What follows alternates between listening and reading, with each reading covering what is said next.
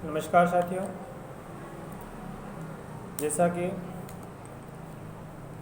वर्तमान में बेरोजगारों का जो आंदोलन चल रहा है आप सभी को पता है। उसी कड़ी में हमने कल 21 तारीख को हमारे जोबट ब्लॉक में ज्ञापन दिया है और रैली भी हुई है, जिसकी वजह से हमारे जोबट क्षेत्र में काफ़ी युवा लोग आए थे और रैली के माध्यम से सरकार का विरोध प्रदर्शन हुआ।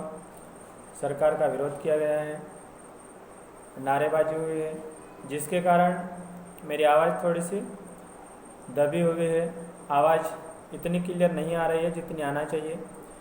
इसीलिए हमने सोचा है कि बच्चों के लिए कुछ वीडियो बना दें। क्लास नहीं चल रही है, क्लास नहीं चल पा रही है, गला काम नहीं कर रहा है, इसलिए तो ये वीडियो उन बच्चों के लिए है जो 10वीं 12वीं में हैं, विशेषकर उन्हीं के लिए है।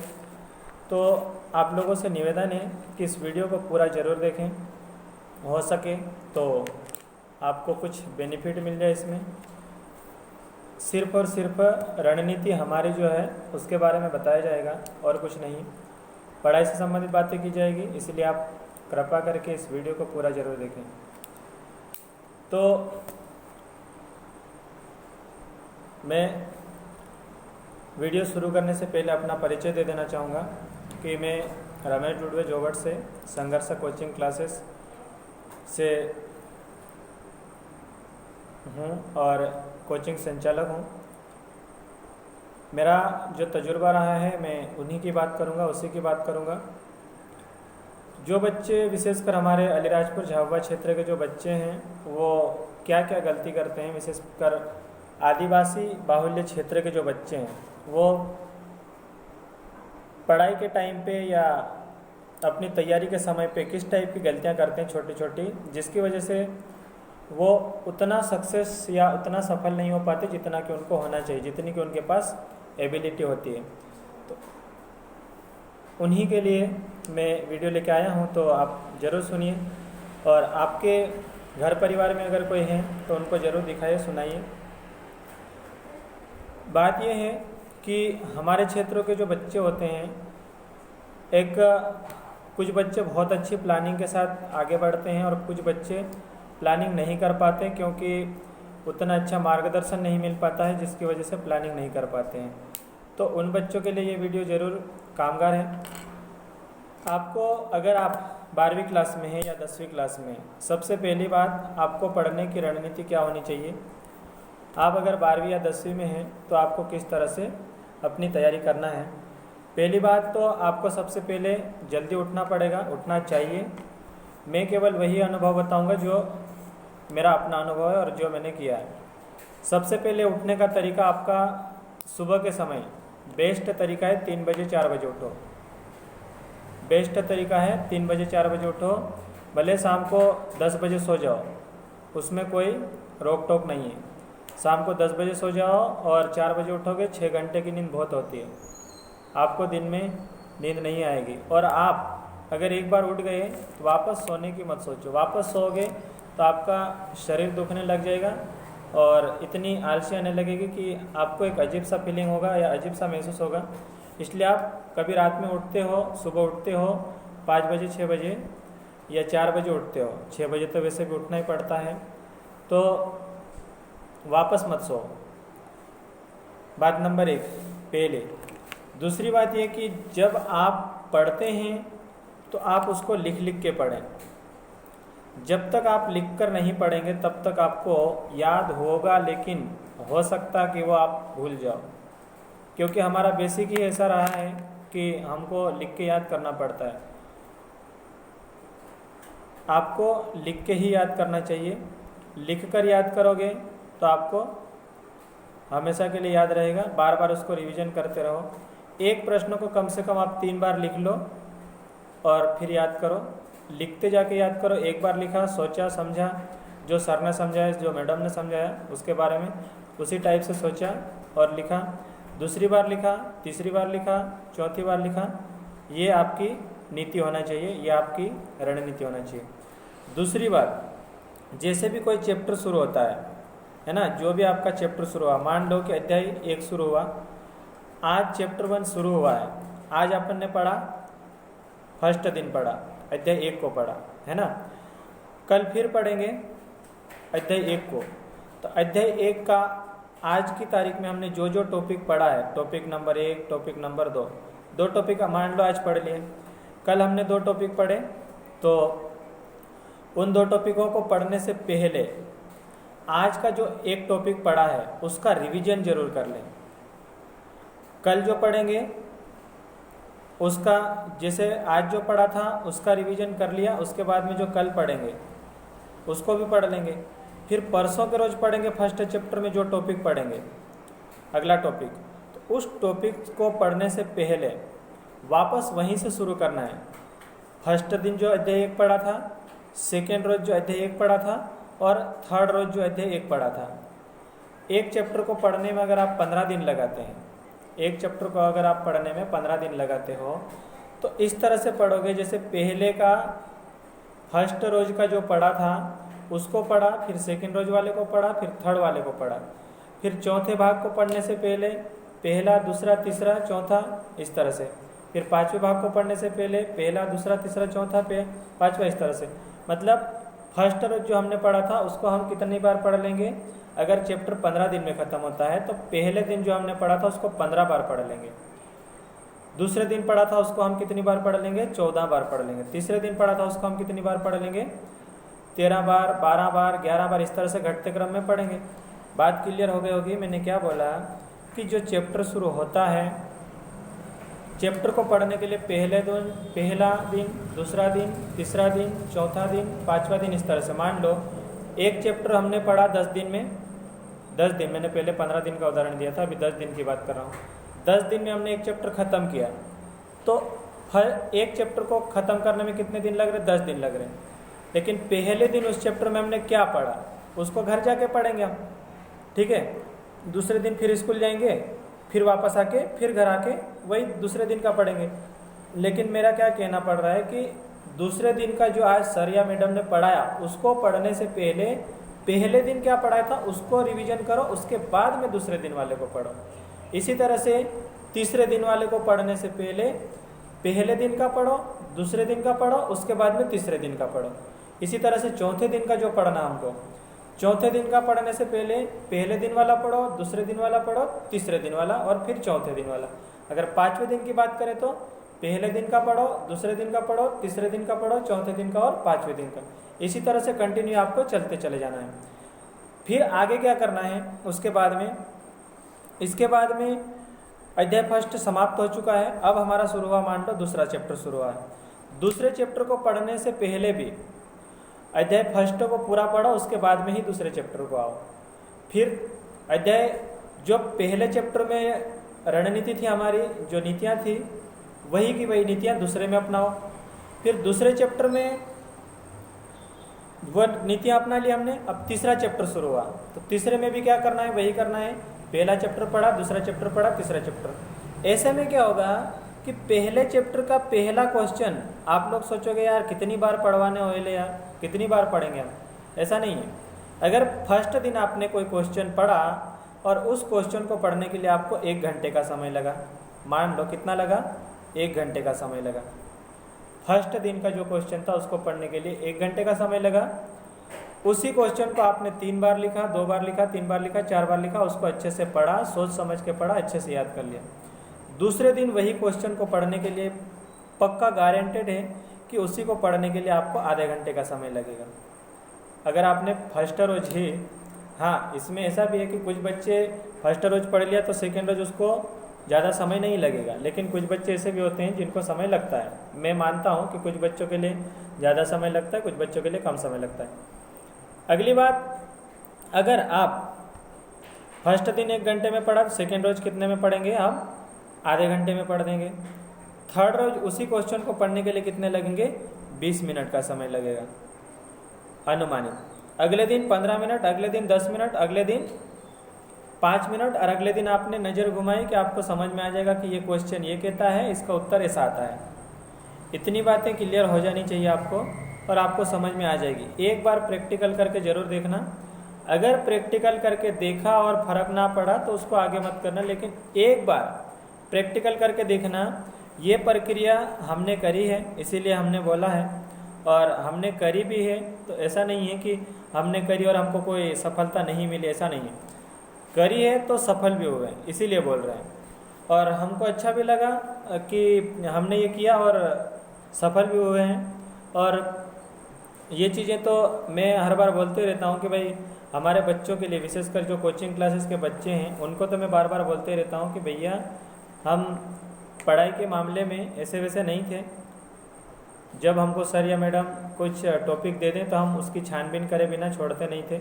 इसीलिए हम बोल रहे हैं कि यार इस बात को मान लो और इसका पालन करो।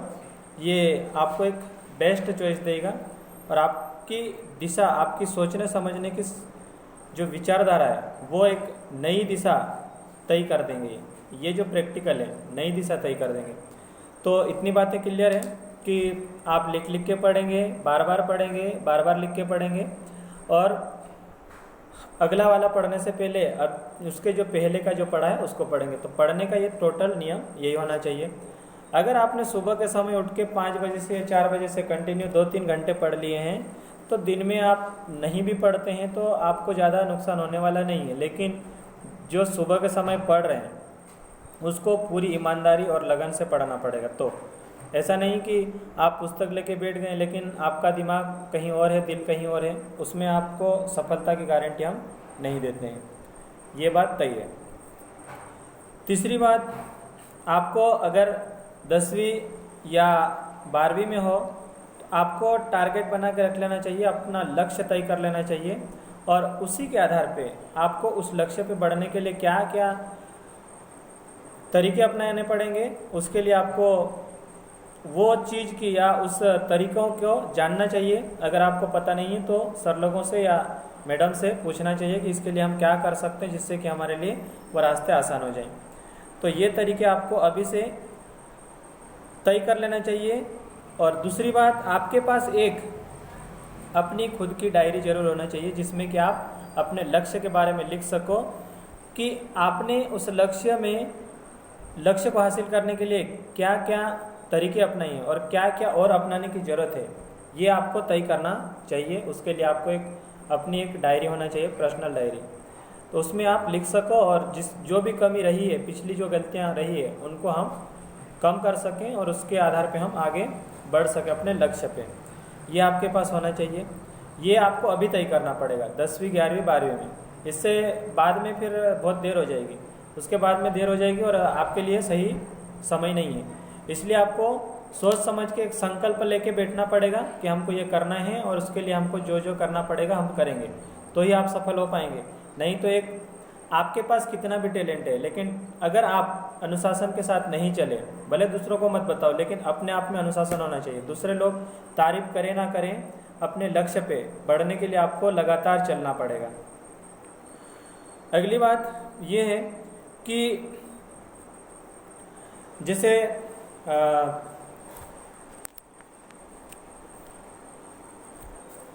क्या है, जैसे कि हमारे जो आसपास के जो हमारे दोस्त लोग होते हैं, कई बार ऐसा भी होता है कि हम अपने दोस्तों के व्यवहारों से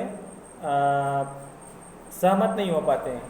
तो ऐसे दोस्तों के साथ में ज़्यादा घूमना फिरना भी मत करो। थोड़ा सा आप ऐसे दोस्तों को चॉइस करो जिनके विचार हमसे मिलते जुलते हैं और हमारे विचार एक दूसरे से मिलते जुलते हैं।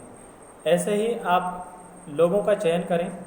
मेरा ये उद्देश्य नहीं है कि आपके दोस्ती के बीच में दरार डालने का नहीं है, लेकिन आपको ये सोचना पड़ेगा, क्योंकि जब ज़रूरत पड़ती है तो कई बार लोग अपना साथ छोड़ देते हैं और चले जाते हैं। तो इसलिए आप ऐसे लोगों का साथ लें जिसमें कि ज़रूरत पड़ी तो हम उनका साथ दे दें और ज़रूरत पड़ी तो वो हमारा साथ दे दें। ऐसे लोगों के साथ में आप अधिक से अधिक रहा करें। ये आपके लिए अभी से बेस्ट चॉइस है। तीसरी बात, आपको जैसे आपको डॉक्टर बनना है तो उसके लिए भी आपको तैयारी अभी से करनी पड़ेगी, 9वीं 10वीं से करनी पड़ेगी। जैसे कि हम कोचिंग क्लास की जब बात करते हैं तो कोचिंग क्लास में हमने पहले 11वीं 12वीं को पढ़ाया था, अभी हमने 9वीं 10वीं के लिए भी शुरू कर दिया है। और 9वीं 10वीं को शुरू करने का कारण यही था कि हम बच्चों को बड़ी कंपटीशन के लिए तैयार कर सकें, क्योंकि जब 11वीं 12वीं में बच्चे आते हैं तो हमको पता है कि बच्चे को लिखते भी नहीं बनता है। तो ये कहीं ना कहीं किसी की भी कमी रही हो, हम किसी पे आरोप नहीं लगा रहे हैं, लेकिन आपको आगे बढ़ना है तो किसी पे आरोप लगाए बिना ही आपको अपने तरीके से आगे चलना पड़ेगा। तो अगर आपको नीट की तैयारी करनी है तो आपको स्पेशली नीट के लिए बैठने की ज़रूरत नहीं है। कुछ बच्चे या कुछ सर लोग, जैसे हम अभी नीट के लिए भी प्रैक्टिस करवाते हैं, जो बच्चे 11वीं में पढ़ रहे थे, 11वीं में हमारे पास पढ़ने आए थे और 12वीं में भी पढ़ रहे हैं, उनसे मैं निवेदन करूँगा कि जितना भी हमने 11वीं में पढ़ा था, हमने पहले भी कई बार बोला है, 11वीं में भी बोला था, अभी आज फिर बोल रहे हैं हम कि अगर आप 12वीं में हैं तो 11वीं की जो भी चीज़ें हैं उसको रिवाइज करना शुरू कर दो।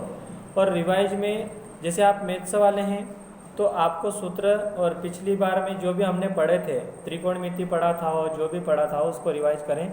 और केमिस्ट्री है तो केमिस्ट्री के लिए आपको प्रैक्टिस करना, तो आपके पास प्रैक्टिस के लिए एक बुक होनी चाहिए, जिस बुक को मैंने बताया भी था, हमारी क्लास वाले जो बच्चे हैं उनको मैंने बुक का नाम बताया था प्रैक्टिस के लिए, तो आप उस बुक का सहारा ले सकते हैं।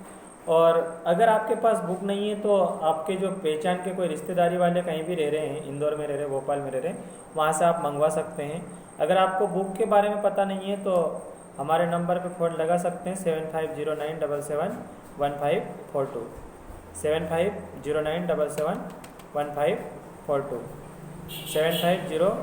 7509771542। बार बार मैं नंबर बोल रहा हूँ, 1 2 3 4 5 6 7 8 9 10 ये नंबर है। इस पर आप फ़ोन लगा के पूछ सकते हैं कि आपके लिए कौन सी बुक ठीक रहेगी।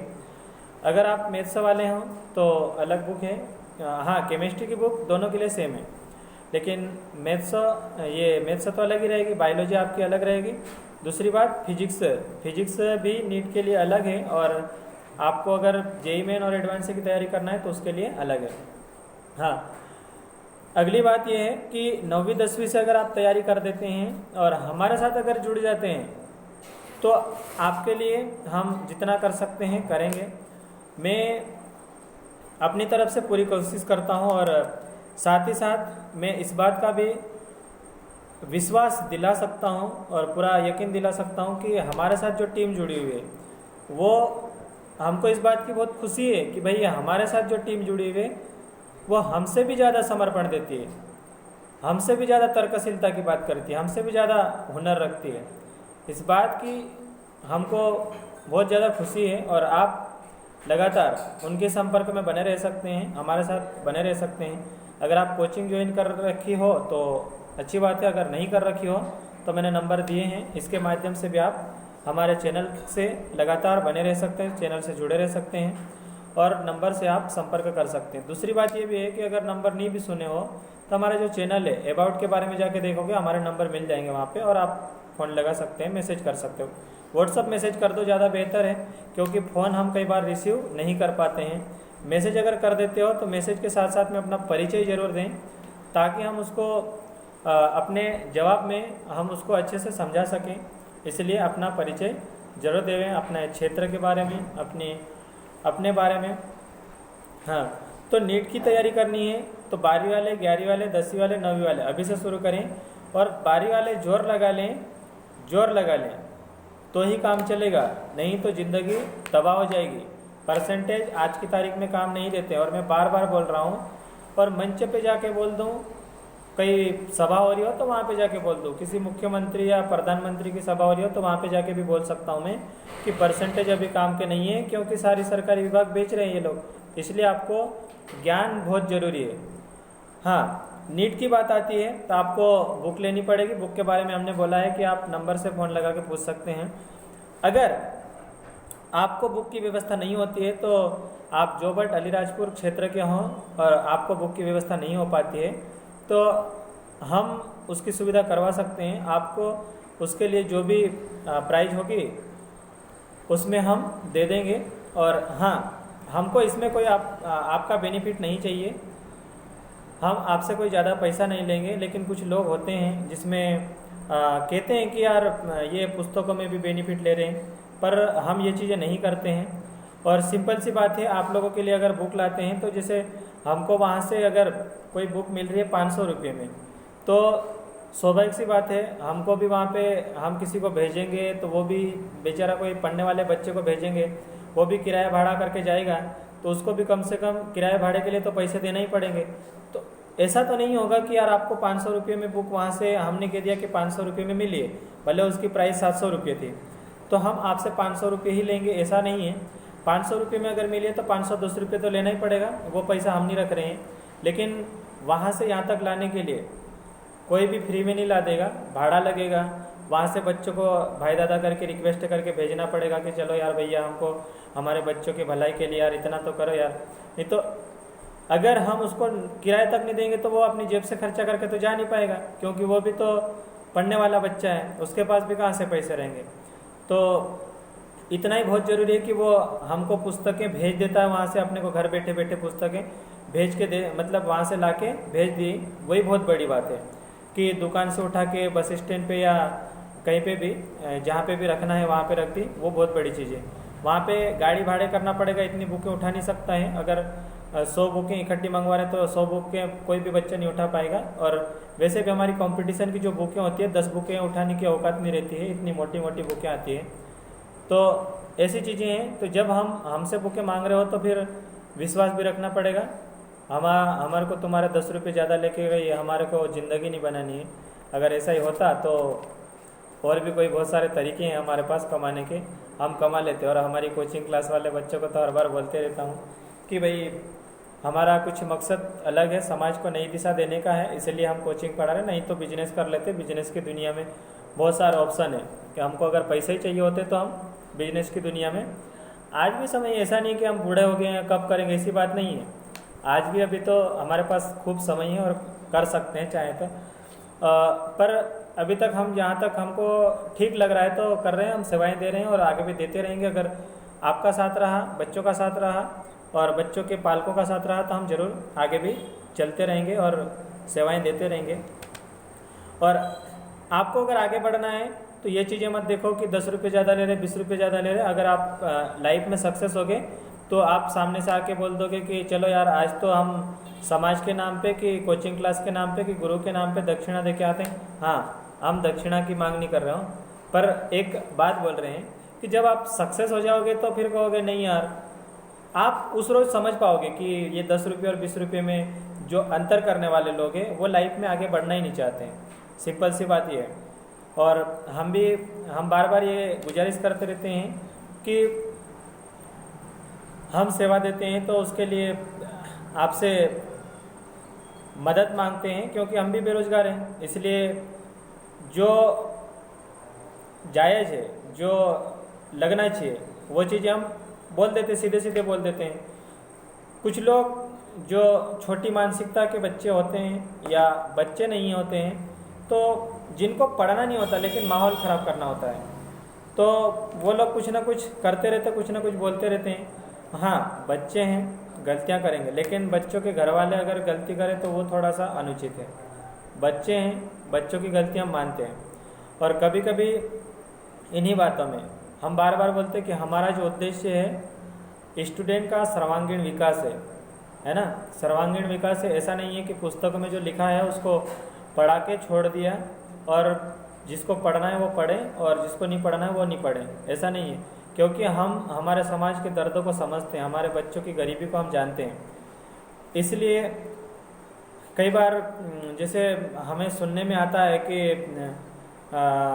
कुछ लोग हमारे बारे में कुछ ना कुछ बोलते रहते हैं, वो हम उस चीज़ को नहीं मानते हैं। और जो बच्चे हमारे पास आते हैं, जो हकीकत जानते हैं, उनको तो पता है तो वो कुछ नहीं बोलते। लेकिन कुछ लोग ऐसे रहते हैं जो माहौल ख़राब करने की सोचते हैं।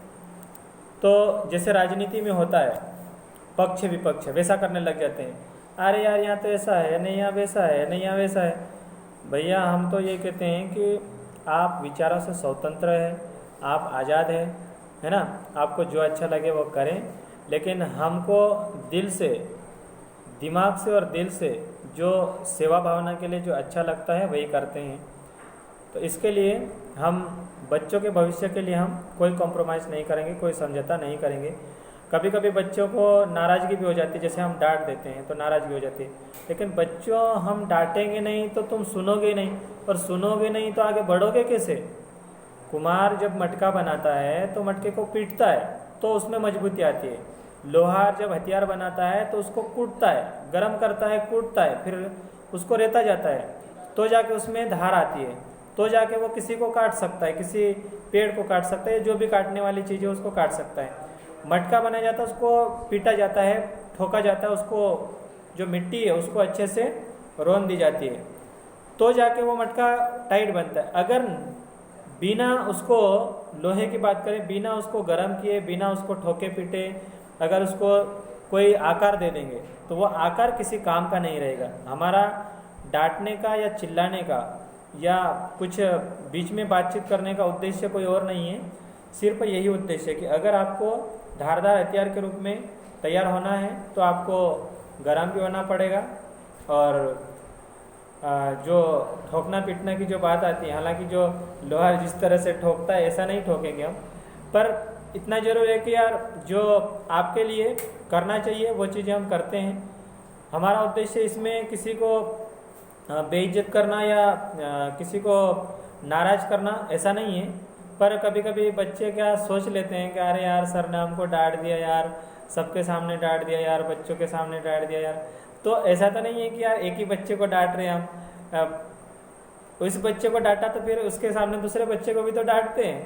तो ऐसा तो है नहीं कि यार मेरे को बार बार डांटते, ऐसा हो तो फिर वो अलग चीज़ है। लेकिन हाँ, अगर आप लोगों में भी जिम्मेदारी बनती है कि यार हमने एक बार बोल दिया, दो बार बोल दिया, तो आपको यार उस चीज़ को याद रखना चाहिए। कभी कभी ऐसा हो जाता है कि यार हम बार बार बोलते हैं और फिर बच्चा नहीं सुनता तो फिर हम कभी ज़्यादा भी चिल्ला देते हैं, पर उसका बुरा नहीं मानना चाहिए। ऐसा लगे तो बोल दो यार कि सर ज़्यादा मत डांटो। कभी कभी बच्चे भी मतलब घर से भी परेशान होते हैं या किसी और कारण से भी परेशान हो सकते हैं, हम मानते हैं। तो वो किसी कारण से जो परेशानी है वो आप पहले अगर हमको बता दो कि यार ऐसी ऐसी समस्या है, तो फिर हम भी उस तरीके से हम देख लें। और आप बोलोगे नहीं तो हम तो ऐसे बोल देंगे ना कि ये बच्चे ऐसे झूठ बोल रहे होंगे, ऐसा बोल देंगे। तो अगर आपको आपके साथ कोई पारिवारिक समस्या हो या फिर आपको किसी भी प्रकार की समस्या हो तो आप थोड़ा सा पहले अवगत करा दें, ताकि हम बोलने से पहले थोड़ा सा सोच समझ के बोलें। और नहीं तो फिर क्या, कभी हम हंसी मजाक में भी बोलते हैं तो बच्चे उसको सीरियसली ले लेते हैं। और हमारी आदत ऐसी है और सबकी आदत है, हमारे जो जितना भी स्टाफ है या जितना भी सर लोग हैं या मैडम है, वो सबकी आदतें ऐसी है। जो आदत मेरी है वही आदत उनकी भी है। स्वाभाविक सी बात है, हमारी आदतें एक दूसरे से मिलती जुलती हैं, ये पक्की बात है। भले कुछ चीज़ें वो लोग मेरे से बेहतर कर जाते हो, कुछ हम लोग बेहतर कर जाते हैं, वो बात की बात है, लेकिन उनका जो समर्पण है उनको मैं जानता हूँ। वो आप लोग भी इतने दिनों में समझ गए होंगे जो बच्चे जुड़े हुए हैं। तो ये थी प्लानिंग अपनी 10वीं और 12वीं के लिए। विशेषकर 12वीं वालों से मैं रिक्वेस्ट करना चाहूँगा कि आप बुकों की व्यवस्था जितना जल्दी हो सके कर लें। अब ये वायरस तो एक बात ये कि ख़त्म हो जाएगा, दूसरी बात ये कि कभी ख़त्म नहीं होगा। तो इसके लिए तो हम इंतजार ही कर सकते हैं। हमारे वैज्ञानिक लोग जो है, जितने भी कोरोना वॉरियर्स है जो लगे हुए हैं, कामना करते हैं कि जल्दी से इसका समाधान मिल जाए। और क्या कह सकते हैं अपन, अपने पास तो कोई साधन संसाधन है नहीं कि अपन उसके लिए सर्च करने बैठ जाएं, अनुसंधान करने बैठ जाएं।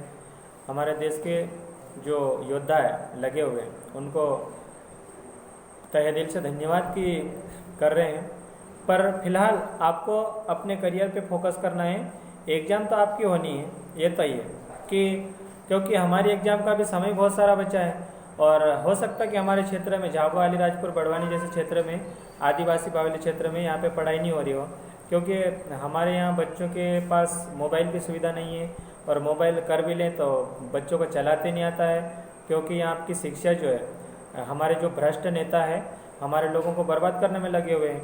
तो शिक्षा नीति को इतना बर्बाद करके रख दिया है कि शिक्षा नीति को बर्बाद करके रख दिया है। सरकारी जो भवन थे या सरकार ने पूरी शिक्षा का जो क्षेत्र था, उस पूरे क्षेत्र को ही बेच दिया है सरकार ने, उसको प्राइवेट कर दिया है।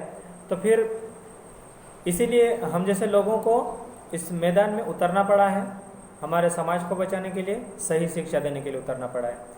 इसलिए हम इतनी बातें कर रहे हैं। अगर बिजनेस ही करना होता तो हम कहीं से भी बिजनेस कर सकते, कुछ भी कर सकते हैं। हम बार बार बोलते रहते हैं, उस चीज़ को आप अन्यथा ना लें और आप अपने करियर पे फोकस करें। आपको 12वीं पास करना है तो उसके लिए क्या करना है, 10वीं पास करना है तो उसके लिए क्या प्लानिंग बनानी है। हमने बोला है कि सबसे पहले तो आपको सुबह जल्दी उठना पड़ेगा और उसके बाद में आपको रोज़ कम से कम 4 घंटे तो डेली आपको पढ़ना चाहिए। अगर आपने पढ़ना अभी शुरू नहीं किया तो कर दो, और कर दिया हो तो अच्छी बात है। और किसी प्रकार अगर आप हमारी कोचिंग से जुड़े हुए हैं तो अच्छी बात है, आपको मार्गदर्शन मिलता रहेगा। अगर नहीं जुड़े हुए हैं तो अपने चैनल पे आके आप देखते रहिए, और कुछ अच्छी बातें लगे तो अपने सगा संबंधियों को भी ज़रूर बताएं।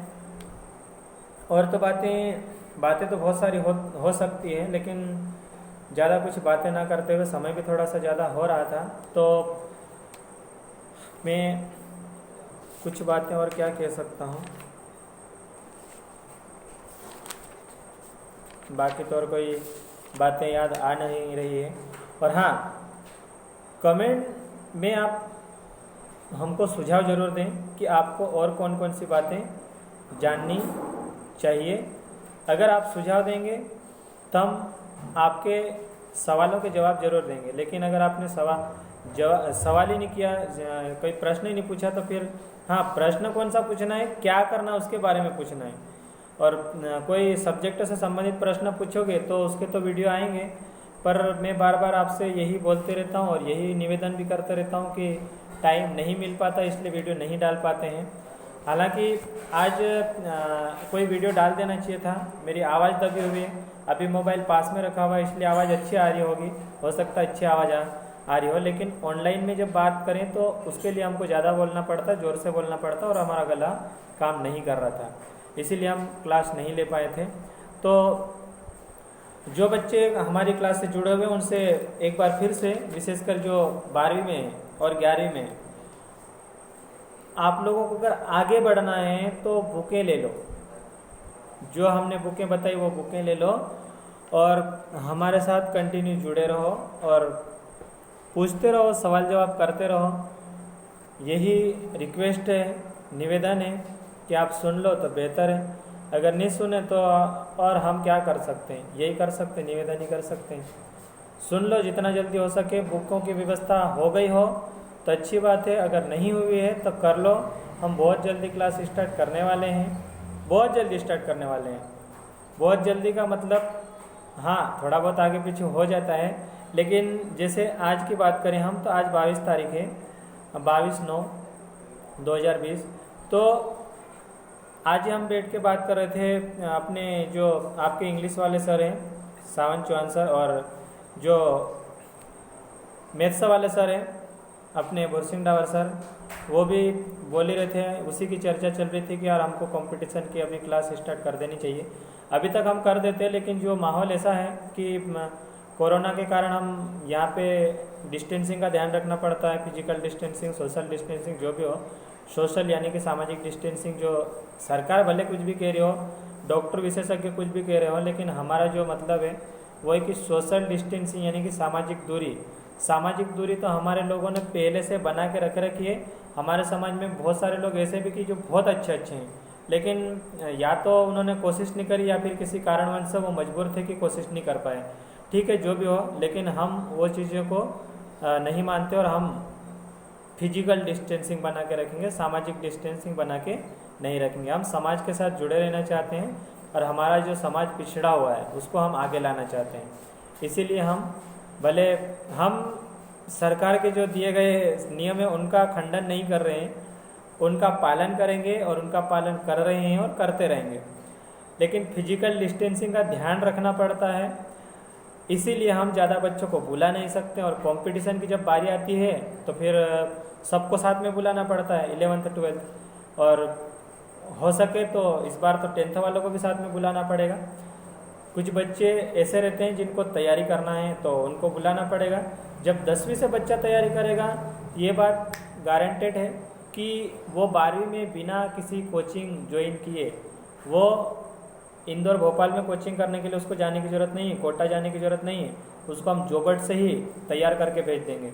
उसी में 9वीं 10वीं 11वीं 12वीं की तैयारी में ही उसको हम इतना परफेक्ट कर देंगे कि उसको कहीं भी पूछ लो, हम उसको परफेक्ट करके भेजेंगे और वो नीट जेईई मेन एडवांस जैसी एग्ज़ाम एक झटके में पार कर जाएंगे। ये कहीं ना कहीं कमजोरी थी इस क्षेत्र की। इसी कमजोरी को दूर करने के लिए हमको यहाँ पे खड़ा रहना पड़ रहा है और रहेंगे हम। बच्चों के भविष्य के लिए हम कुछ भी करेंगे। तो हमारी जो चर्चा चल रही थी, अभी थोड़ी देर पहले ही ये चर्चा चली थी कि हमको कर देना चाहिए, लेकिन इसी कारणवश हम नहीं कर पाए हैं। लेकिन अभी उम्मीदें आ रही है कि बहुत जल्दी शायद हमको इसके लिए मौका मिलेगा, सरकारें इसके लिए छूट देगी और हम अनुमति लेंगे और इसके बारे में हम क्लास के बारे में फिर से चर्चा करेंगे। और जैसे ही हमको अनुमति मिलती है तो हम कंपटीशन के लिए भी बच्चों को बुलाना शुरू कर देंगे। लेकिन हमने क्लास शुरू कर दी, आप लेट आए, आपके पास बुक नहीं है, तो फिर उसमें आपको समझ में नहीं आया, उसकी जिम्मेदारी हमारे को नहीं होगी। इसलिए हम बार बार आप लोगों से रिक्वेस्ट कर रहे हैं, हाथ जोड़ रहे हैं, निवेदन कर रहे हैं कि आप बुक ले लें, भले कितना पैसा लग रहा है। अगर आप वास्तव में बहुत गरीब हैं, वास्तव में आप बहुत गरीब हैं, आप 1000 रुपये खर्च नहीं कर पा रहे बुक के लिए, 1200 रुपये खर्च नहीं कर पा रहे, तो हमने बार बार आप लोगों से रिक्वेस्ट किया है, विशेषकर उन बच्चों से रिक्वेस्ट किया जो हमारे पास कोचिंग आ रहे हैं, उनको हम कहीं न कहीं किसी न किसी प्रकार से सुविधा देंगे। ऐसा हमने कई बार बोला है और बार बार बोल रहे हैं। लेकिन इसमें ये कंडीशन है, अगर आप कहो कि यार हमको 1000 रुपये नहीं मिल रहे हैं कंपटीशन की बुक के लिए और आप दिन भर गाड़ी लेके घूम रहे हैं बाइक से, तो ये कहीं ना कहीं हमारे गले से नहीं उतरेगा।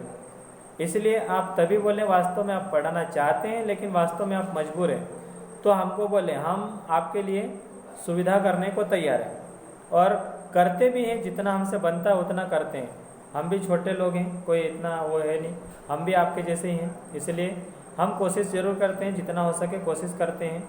कुछ हो सकता कुछ बच्चों ने इसमें हो सकता है इनमें से कुछ बच्चों से या कुछ बच्चों को हमने मदद की हो, ऐसे बच्चे भी हो सकते हैं। अगर कोई बच्चे हो तो कमेंट में ज़रूर लिखिए कि यार क्या मदद करी है, कुछ मदद करी हो, कभी आपको ऐसा सहयोग मिल गया हो, ऐसा मार्गदर्शन मिल गया हो जिससे कि आपकी विचारधारा बदल गई हो, आप उसके बारे में बताएं ज़रूर, ताकि हमारे जो अन्य साथी हैं, अन्य जो हमारे पीछे आने वाले जो युवा वर्ग है या हमारी न्यू जनरेशन है, उनको कुछ सीखने को मिले, उनका हमारे प्रति विश्वास बढ़े और हम जो बोलें उसको फॉलो करें या उसका अनुसरण करें। फॉलो जो शब्द है इंग्लिश का है, फॉलो बोलते हैं या फॉलो बोलते, जो भी बोलते हो वो खैर ठीक है, हमने अनुसरण बोल दिया है, अनुसरण का मतलब हमको पता है पक्का, और समझा भी देंगे और कभी क्लास में आओगे तो स्पेशली समझा देंगे। लेकिन हाँ, अभी इतनी बातें बहुत हो चुकी हैं। आपको किस तरह से पढ़ना है, आपको दिन में 4 घंटे कम से कम पढ़ना चाहिए। अधिकतम आप कितने भी पढ़ सकते हैं, 15-16 घंटे पढ़ सकते हैं, उसके लिए कोई रोक टोक नहीं है। पर एक ही निवेदन था, कौन सा निवेदन था कि आप बुक मंगवा लें, नहीं तो हम बहुत जल्दी आपके सर जाने वाले हैं, सावन सर ही जाएंगे शायद, ऐसा लग रहा है, हम तो नहीं जा पाएंगे। तो अगर आपको मंगवानी हो तो आप क्या करेंगे, आपको बुक मंगवानी है तो आप पहले से एंट्री करवा लेना। एंट्री करवा लेना मतलब आपको पैसे जमा करना पड़ेंगे और जो भी पैसे कीमत हम पता कर लेंगे कितनी कीमत है, कितना खर्चा हो रहा है, उसके हिसाब से हम जो भी वहाँ से आपको बेनिफिट मिल रहा है वो पूरा बेनिफिट मिलेगा। सीधी बात ये करूँ, पिछली बार हम बुक लाए थे तो केमिस्ट्री और बायोलॉजी की 2 बुकें लाए थे, बाकी बुकें मिल नहीं पाई थी, इतनी सारी ज़्यादा बुकों की ज़रूरत थी। तो जो आपका केमिस्ट्री और बायोलॉजी दोनों के मिला के, बायोलॉजी के 800 और केमिस्ट्री के 750, 1550 रुपये हो रहे थे। हमने बच्चों से 1-1 हज़ार रुपये लिए थे। अब इस बार कितना आता है और हाँ 1000 रुपये लिए, हालांकि उसमें 1000 रुपये हमने लिए हैं तो एक बच्चे के करीब 20-30 रुपये बच रहे थे होंगे, और वो पैसे तो 2 दिन तक मैं भटका था, मेरे को मालूम है, बच्चों को साथ में लेके भटका था, दूसरे बच्चों को ऑटो या टैक्सी जो भी है भाड़ा करके पूरी इंदौर घुमा था, तो जाके बुकें मिली थी। और उसमें भी अगर दूसरे बोले वो तो ठीक है, लेकिन मंगवाने वाले बच्चे या फिर उनके घर वाले बोलते कि यार इतने पैसे बच गए होंगे, इतने पैसे ज़्यादा ले लिए, तो फिर हमको थोड़ा सा दुख होने लग जाता कि यार हम इनके लिए करें और फिर बाद में ये ऐसे बोले, तो फिर अगली बार हमको फिर सोचना पड़ता कि यार करें या न करें। तो आपको लाइफ में आगे बढ़ना तो इन चीज़ों से आप दूर रहें। हम बार बार कहते हैं कि विश्वास रखें, हम बेहतरी के लिए काम करेंगे और करते आए हैं और करते रहेंगे। तो बस आज के रोज़ इतना ही, और आगे हम फिर अगले वीडियो में मिलेंगे। तब तक के लिए आप पढ़ते रहें, देखते रहें, चलते रहें। और कोचिंग वाले जब तक हमारी आवाज़ तेज़ तर्रार ना हो जाए तब तक आप इंतज़ार करते रहें। आ जाएंगे हम, रोज़ गला सेकेंगे, पानी गर्म करके पिएंगे, उकाला करके पिएंगे। हाँ, कोई ये मत सोच लेना कि मेरे को कोरोना हो गया है रैली के कारण, रैली में जो नारेबाजी हुई है उसकी वजह से हमारा गला बैठ गया है, इसीलिए आवाज़ नहीं आ रही है। चलो, धन्यवाद सभी को। जय भीम, लगे रहो। जय संविधान, जय भारत।